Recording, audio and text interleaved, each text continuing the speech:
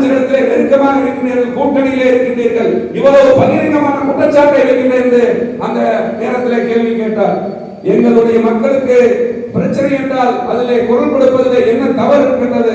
கூட்டணி கட்சி என்பதாலே எங்களுடைய மக்களுடைய பிரச்சனை நாம் பேசித்தானே தீர வேண்டும் என்று பகிரங்கமாக சென்னை தலைமைச் செயலகத்தில் பண்ணி கொடுத்தார். அதற்கு பிறகு இந்திய வரலாற்றிலே, தமிழக அரசியல் வரலாற்றிலே நீங்கள் இதை தெரிந்து கொள்ள வேண்டும். சட்டமன்றத்திலே அந்த மேலே பார்வை மாடத்திலே நாங்கள் எல்லாம் ஒரு 5 பேர் பார்வை மாடத்தில் இருந்தோம்.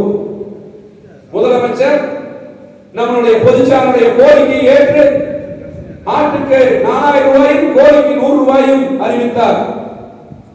அங்கே அறிவித்தாலும்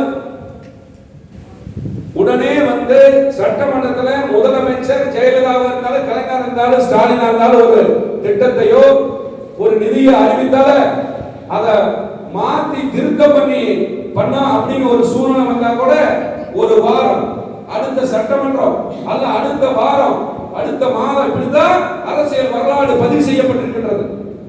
ஆனால் முதலமைச்சர் அறிவித்த அடுத்த கணமே அவர் அப்படி நின்று அறிவிக்கிறார். பொதுச்சாளர் எதிரணியில இருந்து முதலமைச்சர் அவர்களுக்கு மரியாதைக்குரிய சபாநாயகர் அன்பான பணிவான வேண்டுகோள் என்று எந்திரிச்சினார். முதலமைச்சர் பேச்சு நிறுத்திட்டார்.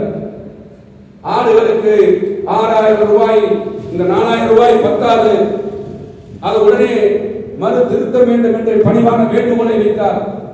உடனே நிறுத்திவிட்டு முதலமைச்சர் சட்டமன்ற அலுவலகத்திலே முதலமைச்சர் என்ற அறை இருக்கின்றது, அறைக்கு சென்று துறை அமைச்சர் பெரியகுளம் முத்துசாமி அவர்களும் பொதுச்சாளரும் சென்று திருத்தி சட்டமன்றத்திலே அரை மணி நேரத்திலே ஆட்டுக்கு 6000 ரூபாயும் கோழிக்கு 200 ரூபாயும் அறிவித்த அரசியல் மாற்றம் என்பது இன்னைக்கு நம்முடைய பொதுச்செயலாளர்